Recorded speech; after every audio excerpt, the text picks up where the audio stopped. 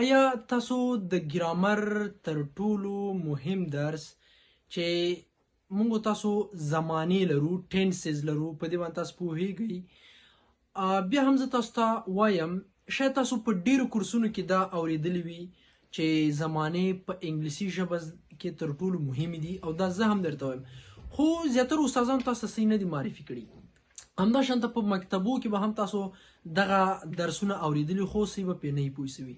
نن زه تاسو ته په چیلنج سره او په 100% ضمانت سره د انګلیسي لومړی زمانه چې سمپل پریزنټ ټینس ده یعنی ساده حال زمانه تشریح کوم که د چیرې څه پکې زده نه کړل نو حتما دغه ویډیو لاندې کمنټ پرېږده خو زه باور یم چې ته به یو څه پکې زده کوې نو ویډیو تر اینډ او پای پورې وګوره مخکې له چې در سره سو زمونږ د ګرامر لومړی ویډیو چې هغه مونږ تاسو ته تشریح کړې وه چې زمانې مونږ تاسو درې ډوله سمپل پریزنټ ټینس پاست ټینس او فیوچر ټینس د هغو ډولونه او چارې او څلور برخې لرلې نن مونږ پکې د پریزنټ ټینس لومړی حالت شریک کړی ده یو ډېر اسانه او په داسې سیستم مو تشریح کړی چې حتما به پکې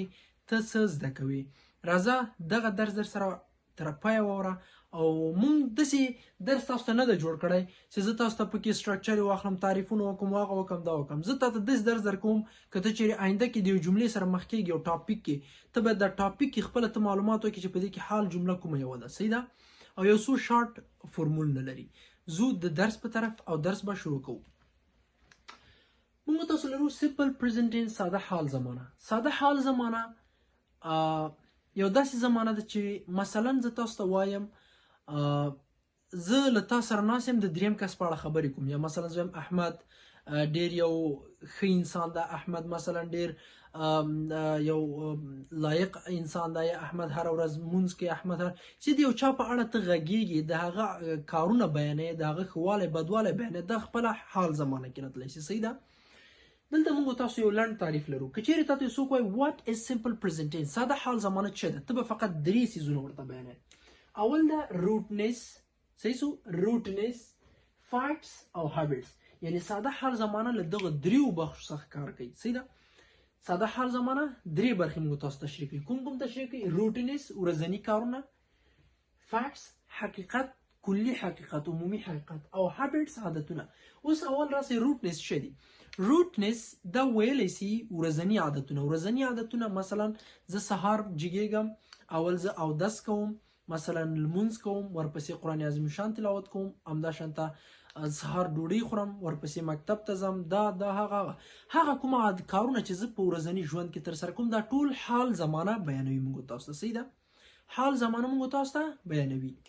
دویم موږ تاسو لرو فیکټس کلی حقیقت عمومي حقیقت مثلا زه وایم المر د کومه خوا نه مثلا راجګیږي د مثلا د شرق له خوا نه لمر راجګیږي صحیح سو نو دا یو کلي حقیقت چې په دې هر یو پوهیږي چې لمر له شرق خوا نه راجګیږي یا مثلا زه وایم شیدې سپینې دي نو دا ټولو ته معلومه چې دا سپینې دي تورې خړې دا رقم شیدې نسته نه موجود دي صحیح سو یا مثلا زه وایم د سکای از اوور اسمان پورته ده په دې ټول پوهیږي چې اسمان پورته ده نو داسې عمومي حقیقتونه هم د پریزنټ ټینس څخه بحث کوي او بل موږ تاسو لرو هابټس عادتونه داسې نه کنه یو داسې عادت چې انسان ولري مثلا ته وایي احمد هره ورځ سیګریټس کوي یا مثلا احمد هره ورځ منډې وهي یا هم مثلا ته وایي کنه زه هره ورځ سهار ډوډۍ خورم یا هره ورځ ماسپښین ډوډۍ خورم داسې عادتونه هم د ساده حال زمانې څخه بحث کوي ښه ته اوس په دې باندې پوه شوې که چیرې تا ته یو څوک وایي چې ته موږ ته ساده حال زمانه تعریف کړه ته به ورته وایې ساده حال زمانه له درې څیزونو څخه بحث کوي د کومو څخه ته به ورته دا له یادې زده کوې روټنس فیکټس او همداشانته هابټس چې دا درې وړه مې درته تشریح کړل په دې پوه شوې اوس به موږ تاسو راځو هاو ټو نو څنګه ته پوه شې چې دغه جمله حال ده او که تیره ده دې باندې 100% ته باید ځان پوه کړي او دا ډېر اسانه فقط په 2 دقیقو ګورې اوس ورته اوس ته یو مجله راخلې لولې په دې کې ته باید پوه شې چې په دې کې حال کومه زمانه ده چې دغه کومه جمله ته لول باید په دې پوه شې د دې لپاره موږ تاسو ته څو درې ټریکه درکړي دي یعنی درې هغه خاصیتونه چې په یو جمله کې موجود وو هغه حال زمانه ده اول خاصیت څه ده ورب فرست فارم یعنی سمانه هر جمله چې کله تاسو ګورئ چې ستا موجوده ده نو په هغه جمله کې که چیرې د فعل اول حالت و تاسو باید پوه شئ چې دا حال جمله ده اوس زه تاسو پوه کوم موږ تاسو لکه څنګه چې ویل درې زمانې لرو، حال، تیره سوې او راتلونکي زمانه لرو. همدغه شانته فعل هم درې حالته لري. د مثال په شکل موږ تاسو اول حالت د فعل لرو. اول حالت د فعل همیشه اصلي حالت د فعل وي، صحیح ده، go اول حالت، او دویم حالت went، دریم حالت gone، صحیح سو. یعنی یا به عمل دای چې په حال کې تر سره کیږي، یا به دای چې په تیر حال کې تر سره کیږي، یا به دا وي چې څه رقم ته حالت کې به وي، په آینده کې راتلونکی به وي، صحیح سو. نو لومړنی چې تاسو پیژنئ ساده حال زمانه، لدی به پیژنئ چې په هغه جمله کې به هغه فعل ته ګورئ چې فعل باید کوم حالت ولري، فرست فارم، اول حال، یعنی د اصلي حالت ولري، صحیح ده. دویم څه ده؟ دویم دا ده چې په جمله کې باید له ډو ډز نه کار اخیستل شوی وي. د چی نه؟ ډو ډز. ساده حال زمانه جوړه شوې ده له ټو ډو وربس کومکی دوه فعلونو څخه، ډو ډز، چې ډو به موږ تاسو د جمع فعلونو لپاره کارو او ډز د مفرد. دا ما تاسو درس درکړی، بیا هم زه لاندې ډسکرپشن کې تللی پرېږدم. یعنی کوم وخت کې به تاسو پوهیږئ چې ساده حال زمانه د هغه وخت کې کله ډو ډز نه کار اخیستل شوی وي، صحیح ده. ډو یې د آی یو وی د لپاره او ډز یې د هی شي اټ لپاره، یعنی مفرد لپاره ډز او د جمع لپاره ډو. د دوم. دریم هغه کې به موږ تاسو چې ګورو هغه به دا وي چې یا به مثلا د منفي حالت کې یا به ډز ناټ یا به ډو ناټ، لکه دلته مثال لیکلي ما ډزنټ لیکلي او ډونټ لیکلي، نو یا به ډز ناټ یا به ډونټ. کله هم چې ته اوس مثلا یو درس ته څوک راځي یو جمله د تیل ولې، نو ته باید وګورې اول جملې ته چې په هغه فعل دی هغه جملې چې ده باید اول حالت ولري، او یا هم په هغه فعل کې هغه جمله باید له ډو او ډز نه تشکیل شوی وي، ځکه دا ډو ډز د حال جملې ښودنه کوي، او یا به هم د ډو ناټ او ډز ناټ څخه کار اخیستل شوی وي. دی بل. اوس دا د ټول زده که په دې هر څه ته پوه شوې، اوس به زه تا ته یو لنډ سټرکچر درکړم. راسئ د ساده حال زمانې سټرکچر هم درکوم. ساده حال زمانه موږ تاسو لرو فرمول ورته، دی فرمول ده ښه پورته خو ټول پوه شوئ. سبجیکټ چې ویلی سي فاعل ته، فاعل هغه کس ته ویل کېږي چې کوم کس عمل تر سره کوي. فاعل هغه چاته وایي چې عمل تر سره کوي. احمد، محمود، حامد، قاسم، همداشانت آی یو وی دی هی شي اټ، وو دانې دام فاعل دي او همداشانت اشخاص هم دي. خلاص یو جملې ته به ګورئ چې په هغه جمله کې کوم کس کوم عمل تر سره کوي هغه خپله فاعل ده. نو اول په حال زمانه کې باید تاسو سبجیکټ ولرئ، ورپسې به ورب ون ولرئ. همیشه حال زمانه کې ورب ون اول حالت د فعل، دوم دریم نه، اول اصلي حالت د فعل. او بل اس ای اس لرو چې تاسو به اس یا ای اس کاروئ. کله هم چې تاسو دغه فاعل ته ګورئ، دغه اس ای اس مربوط د فاعل ده. که چیرې ستا فاعل مفرد وي نو ته به څه کوې، د اس یا ای اس نه به کار اخلي، او که چیرې ستا فاعل جمع وي نو ته ضرورت نه لري چې اس ای اس نه کار واخلي. یعنی که چیرې ستا فاعل هی شي اټ یا احمد، محمود، حامد، قاسم داسې یو نوم اوسیږي او په سر کې مثال هغه راغلی اوسیږي، نو ته به هرومرو یا اس یا ای اس ورکوې. که چیرې دغه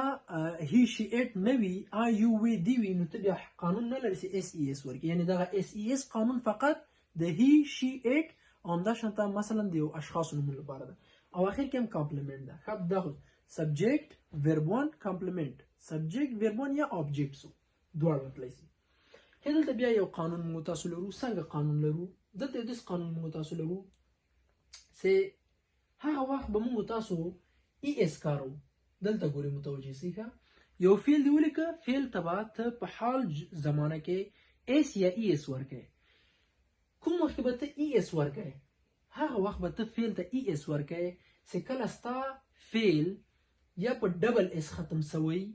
یا په اس اچ ختم سوی، یا په سی اچ ختم سوی، یا په او یا په ایکس، یو دوه درې څلور پنځه. کله هم چې ستا فعل صحیح سو، کله هم چې ستا فعل یا په اس اس یا په اس اچ یا په سی اچ یا په او یا په ایکس ختم سوی وي، نو په هغه صورت کې به ته ای اس ورکوې. ای اس صحیح سو. هغه په هغه صورت کې چې ستا فاعل یا هی یا شي یا اټي. بیا هم درته وایم که چیرې هی شي اټ نه وي، آی یو وی دی، نو ته هیڅ حق نه لري چې اس ای اس ورکړې. ساده همغه خپل فعل ولیکې. یا ای اس به کوم وخت کې ورکوئ؟ ای اس به په هغه وخت کې ورکوئ کله چې یو فعل په اس اس اس اچ سی اچ او ایکس باندې ختم وي. غیر له دې without at only is at then. که چیرې په دغو څلورو حالاتو کې یو یا ستاسو فعل په دغو یو نه ختم، نو تاسو به تنها کوم حرف ورکوئ؟ اس ورکوئ. تنها کوم؟ اس ورکوئ. صحیح سو. او بل کله هم چې تاسو اس ای اس په حال زمانه کې ورکوي دا تاسو پوهیږئ په کوم وخت کې حق لري هغه وخت تاسو حق لري چې کله مثبته جمله یعنی موږ تاسو څلور قسمه جملې لرو مثبته جمله سوه منفي جمله سوه سوالیه سوه سوالیه منفي سوه په ساده حال زمانه کې به تاسو صرف حق لري چې اس ای اس په مثبته جمله کې ورکړئ یعنی اوله جمله کې تاسو حق لري چې اس یا ای اس ورکړئ باقي دغه دریو کې چې سوالیه منفي ده او منفي جمله ده په دې کې هیڅ حق نه لري چې اس ای اس ورکړئ اول کې به په مثبته جمله کې به اس یا ای اس ورکوي په دې نور ټول کې به حذفوي ترېنه صحیح سو اصلي فعل به لیکئ ښه دا هم په دې سو او راځو دلته یو څو مثاله ما لیکلي ګورئ زه تاسو ته تشریح کوم موږ تاسو وایو احمد سګریټ څښي احمد سګریټ څښي دا نو حال جمله ده اوس به تاسو فورمول ته ګورئ فورمول کې موږ تاسو لرو سبجیکټ ویلی سي فاعل ته اوس وګورئ په دغو فاعل هغه کس دی چې یو عمل ترسره کوي په دغو کې احمد سګریټ څښي په دغو کې کوم کس عمل ترسره کړی که تاسو فکر وکړئ یعنی عمل چا ترسره کړی عمل احمد ترسره کړی چا ترسره کړی احمد عمل چا ترسره کړی احمد ترسره کړی نو احمد څه شی سو سبجیکټ سو اوس به لیکو کنه دلته به ولیکم احمد صحیح سو احمد صحیح سو ښه بل موږ تاسو لرو ورب فعل څه شی ده په دې ځای کې فعل آیا فعل سګریټ ده نه سګریټ نوم ده سکی دا په خپله څه سو فعل سو نو موږ به لیکو سموک مې ولیکه اوس سموک خو تا ولیکه صحیح سو